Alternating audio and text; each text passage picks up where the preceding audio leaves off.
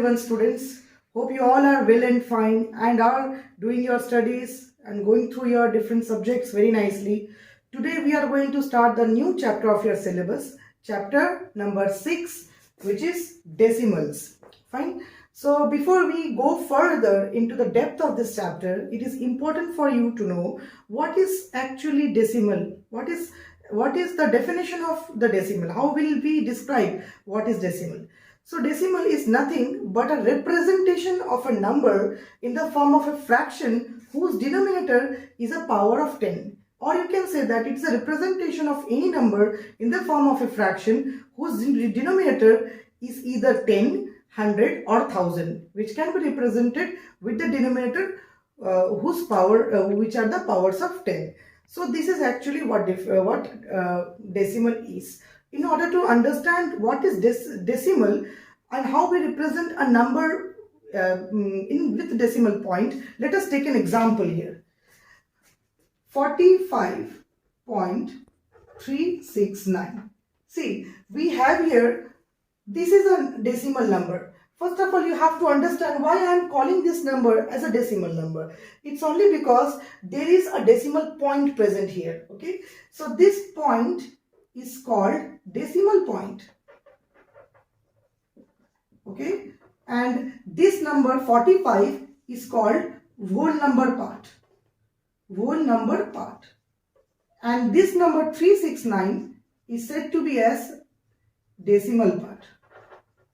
Okay, so basically in any decimal number we have three parts. First part is whole number part, which is at the left hand side of the point, and the second part is decimal part, which is at the right hand side of the point, and the point itself is a decimal point. So if you are representing any number in this form, we will say that number is a decimal number, and this decimal number can be expressed in the form of a fraction, and you already know what fraction is. And fraction can be represented with the form of a fraction whose denominator will be 10, 100, 1000 or any multiple, any power of 10.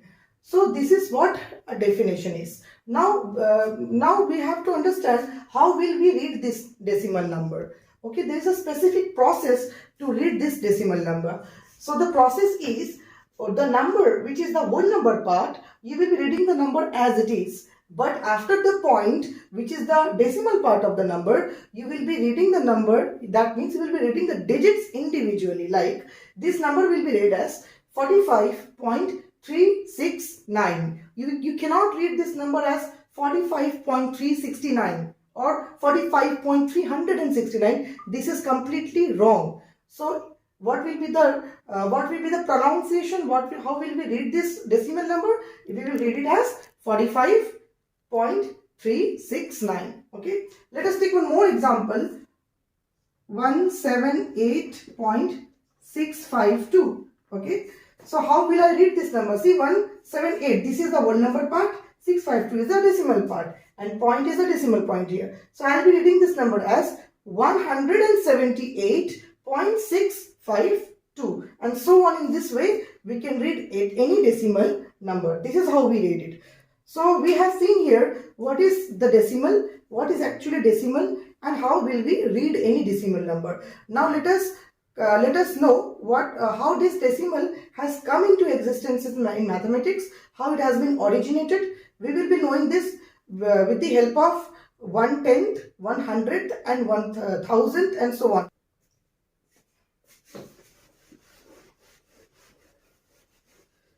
Okay, for a better understanding, let me draw a number line.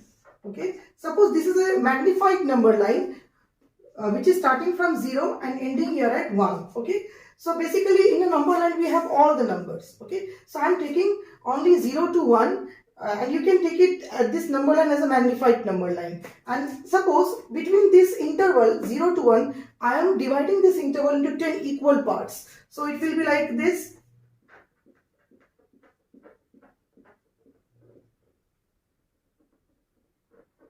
So you can see here that this number line is divided into 10 parts. Okay, and so if this is the first part, this is the second part, third part, fourth part, and this one will be the 10th part. Now if I ask you what is the value of this point in this number line, then we will say that this complete number is means unit, one unit is divided into 10 equal parts. So I will be writing the denominator as 10, and since this point is at the first position, I will be writing it as 1. Okay, so the value of this point in this number line is 1 by 10, and so this 1 by 10 can be written with the representation of decimal point like 0.1, which we say as 1/10.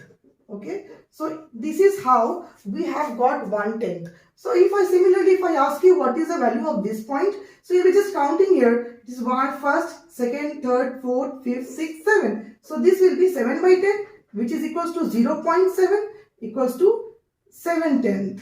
It will be 7/10. Okay. Now, how will you understand that what 10 or 100 or 1000 what will I give at the denominator? It depends upon how many digits you have after the decimal point. After the decimal point, if I have only one digit, then I'll be writing only 1 0, that means 10 at the denominator. Okay, so this is how we have got 1/10 and any number expressed with the help of 10th. Now the same way, if I divide the same number, that means 0 to 1 into 100 parts. Okay, this is first part, second part, third part, and so on. Total 100 parts I have divided. Okay, so on I have divided this 0 to 1 into 100 parts. Now if I ask you what is the value of this point on this number line, so you will write this out of total 100 parts. This is the first part, so it is 1 by 100, which can be written as we have 2 zeros at the denominator. So after point we have to keep 2 digits. That means it will be 0 1, and before that, if nothing is there, we can put 1 0, and so we will call this as 0.01, which can be read as 1/100th. Okay. Similarly, if I come into a point here which is at suppose 65th position, so it will be as 65 part out of 100 part, that means 0.65. Okay, so in this way we can represent any number in the number line, and so this is how 100th and 10th came. Now next is, if I divide the same 0 to 1, between 0 to 1, if I make total 1000 parts, first part, second part, and so on, if I make 1000 parts, so what will be the value of this point? The value of this point with respect to this all points, it will be 1 by 1000, because out of 1000 part, this is the first part, and it will be equal to, this will be equal to 0.001 and can be read as 1000. Okay, so if I have any point here, suppose it is at the 478th position, so that can be written as 478 by 1000, that means 0.478. Now you just see here that there are 3 zeros at the denominator. So the rule is that the number of zeros present in the denominator would be equal to the number of decimal places here. Okay, so this is, I have 3 zeros here. After point I have to keep the 3 digits, and that 3 digits will be the digits present in the numerator here. That means it will be 0.478. So this is my answer. So this is how we have got the concept of 1/10th, 100th and 1000th. Okay, so basically depending upon the number line, the position of, we can divide any two number. We can, inside the number line there are enormous infinite numbers. In fact, between the two particular numbers, like we say the continuous two numbers are like 0 and 1.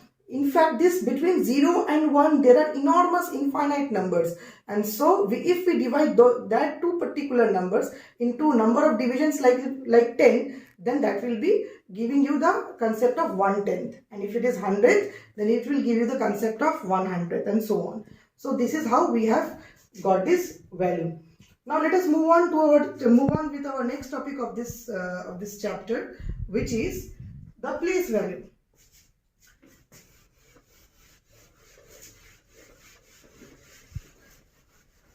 Now if I give you any number, any decimal number, suppose 472.693. Suppose this is a number. Obviously this is a decimal number here. If I want to express this number with the help of if I want to expand, suppose in very simple words, if I want to expand this number with the help of the place values, how I can do that? See, this is ones, okay, this is tens, and this is hundreds, as you all know it very well. But here new thing is that after the decimal point, the first digit will be said as tenth, tenths, okay.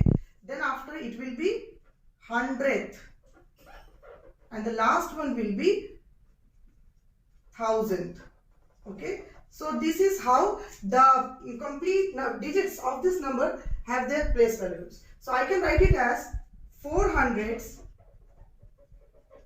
plus 7 tens plus 2 ones or 2 tens, yes, 2 ones or 2 units, plus 6 tenths plus 9 hundredths. This THS will be added after the decimal point. Then 3 thousandths. Okay. So this is equivalent to 400 plus 70 plus 2 plus 6 by 10 plus 9 by 100 plus 3 by 1000. Again this is equivalent to 400 plus 70 plus 2 plus 0.6 plus 0.09 plus 0.003. Okay. So this is how we can expand any decimal number. So basically you can write this as your final answer. I can represent, or you can write this also as your final answer. Any of the step you can write. Okay. So this is how the place values are. Okay. So this 400 you are well aware of that this is the third digit. So it's hundreds place, then tens place, and then ones. But after the point, if you go that side, if you go this side, the first digit will be tenth, the second digit will be hundredth, and the third digit will be thousandth. Okay, this is how we will expand. Okay, now the thing is that if I want to, there are some basic facts actually. There are some basic facts in the decimal numbers also. The basic facts is that suppose if I give you a number, suppose 7.62, okay, this number 7 is at the whole number part and 62 is at the decimal number part. Now if I go on adding 0 here, there will be no difference actually. Why? Because this 0, that if you add any number of 0, like if you add 1 0 here, the value of 7.62 will be unchanged. Okay, that means whatever the value of 7.62 is, it will be equal to 7.620. That means this 0 does not have any significance. That means it does not changes the value. Okay, but this 0 is actually helpful in some places in order to when you will understand why this is putting this 0, when you may think like, when this 0 is not important, why we are putting sometimes in order to compare the two decimal numbers, or when we arrange the decimal numbers in ascending or descending order, or when we add or subtract decimal numbers. In that cases, we have to make all the numbers, decimal numbers, with equal number of decimal places. In those situations, we have to add zeros accordingly. It will help you in your calculation. That is the most important significance of adding 0 here. But this does not change the value of that number. Okay. So in order to understand this, you will be understanding it better in the next part of this explanation video. But now you have to understand there are two types of decimals. One is like decimals and the other is unlike decimals. So what is like and what is unlike decimals? Like decimal means the decimal which have equal number of decimal places. Suppose if I give you number 76.423, okay, and 929.735. So you can just see here that after the decimal point I have 3 digits, and here also the decimal point I have 3 digits. May not these digits are not equal with each other, but you just see that it has 3 digits, okay, and this number also has 3 digits. So these two numbers are said to be like decimal numbers. Okay, so how will you understand like decimal number? You just have to count the number of digits after the point. Before the point, it doesn't matter whatever the number of digits are. but you have to see how many decimal places it has. Okay, so if I give you a question like 69.57 is a decimal number and 752.3 is also a decimal number. But if I say you to make, obviously these two decimal numbers are not like decimals, because after the point we have 2 digits here and after the point I have only 1 digit here. So these two decimal numbers are not like decimals here. How will I make these two decimal numbers a like decimal? Just see that maximum number of places after the point is 2. So just add here 1 0. If you add here 1 0, now you can just see that after the point I have 2 decimal places in both the numbers. And so since the number of places, the number of digits after the point is now equal, I can say that these two numbers are like decimal numbers. Now, whenever you add two decimal numbers, or whenever you subtract two decimal numbers, or whenever you compare two decimal numbers, maybe you can compare normally, or you can just whenever you make an ascending order or descending order of many decimal numbers, it is very important for you to convert all those decimal numbers present in the question into the like decimal numbers, and then you go on doing whatever you are asked for, and you will get the final answer. So here these kind of concepts are very important here for you to know. Let us move ahead, students, with our next part of our chapter. The next part here we will be understanding how to convert a decimal number into a fraction and a fraction into a decimal, because these both are actually interconnected with each other, and so the conversion is very important for you to know. Okay, so let us first see how will we convert a decimal number into a fraction. For that, let us take an example. Suppose I have an example 0.375. Okay, how will I read this number? It will be read as 0.375. Don't read it as 0.375. Okay, it will be wrong. Now, if I want to convert this decimal number into a fraction, my first step is to write this number as it is. Okay, I will not write 0 here. Why I will not write 0? Because writing 0 before any number does not have any importance. Okay, so if you write 0 also, then also it's not a problem, but better don't write it, because 0 does not have any importance before any number. Okay, so we'll write it as 375. Now divided by, you just see here that after the point how many digits are there. As I said before, the number of digits after the point, that number of zeros will be there at the denominator, and so there are here 3 digits, so I'll be writing here 3 zeros. Okay, but this is not your final answer. Your final answer will be the complete simplest form of this fraction. Okay, now this fraction can be reduced. Reduce it. It is divisible by, both the numbers are divisible by 5. So it will be 7, 5, and this will be 200. Furthermost, I can reduce it more. It will be 15 and it will be 40. Again, it will be 3 and it will be 8. So my final answer is 3 by 8. So this is the representation of any decimal number into the fraction. Let us take one more example so that you understand it nicely. Let us take an example like 62.836 divided 836. Okay, let us reduce this fraction. Now this is a decimal number which can be read as 62.836. Now in order to reduce this, I will write whatever the number is, write that number as it is without writing the decimal point.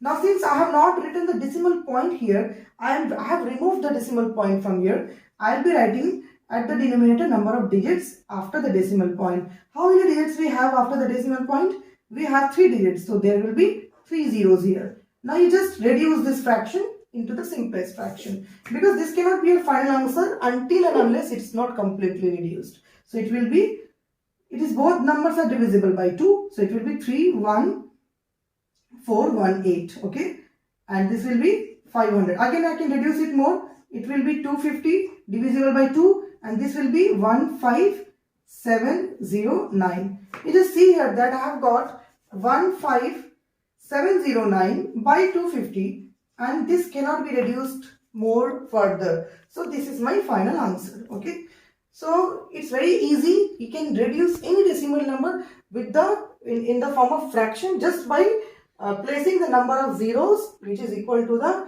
number of decimal places of that particular decimal number.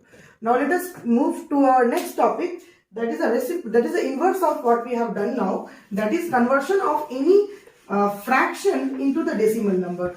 Okay, so let's take an example, like if I have 7 by 8. Okay, 7 by 8 is also a fraction. Now I want to convert this fraction into the decimal number. Okay, I will be solving this little bit afterwards. Let me take any fraction with the denominator which is 10 or 100.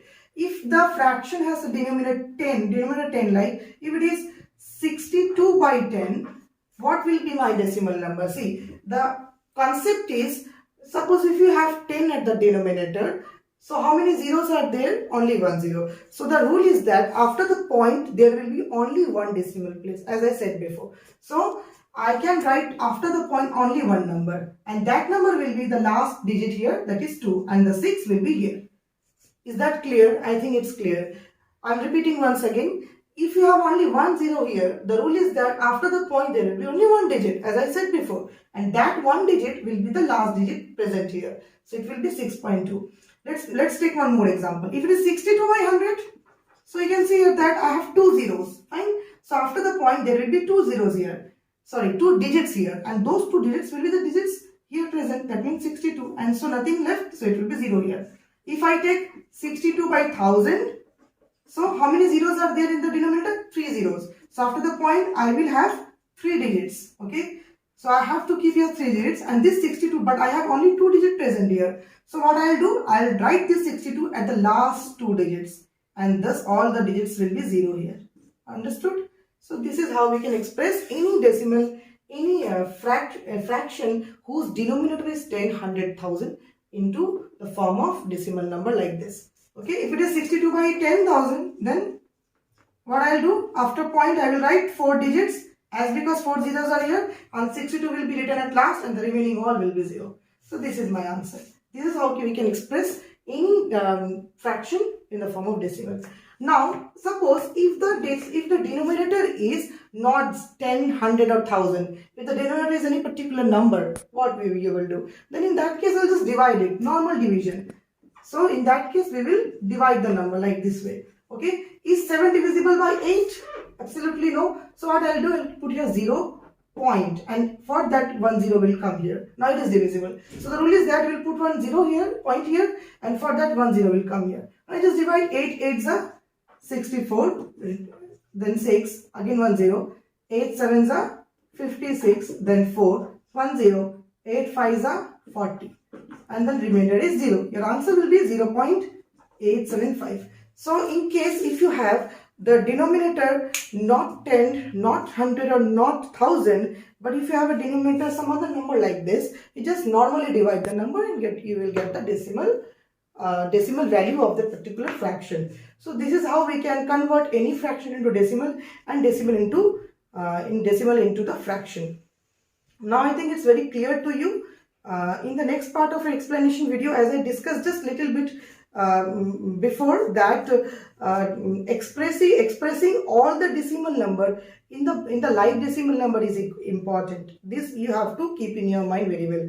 Then and only then you can add 2 decimal number or 3 decimal number. You can add any, you can subtract any decimal number. You can arrange the decimal number into ascending or descending order. So for doing that, before you have to express all the decimal number with the like decimal numbers, as I said just few minutes before. And this concept will be helpful for you to solve the first 2 exercises of your chapter very easily. So students, we have discussed today some basic concepts, some basic definition of decimal. We have understood how the decimal number can be expanded, what are the different place values of decimal number. We have also went through the concept of 1/10, 100 and 1000. We have understood how decimal number can be read, how it can be pronounced, and that was some important concept which will help you to solve your exercises. So students, hope that you have understood all these topics very nicely, and you will be able to solve your exercises very easily, very nicely. So students, with this hope, I end up my video here. Thank you.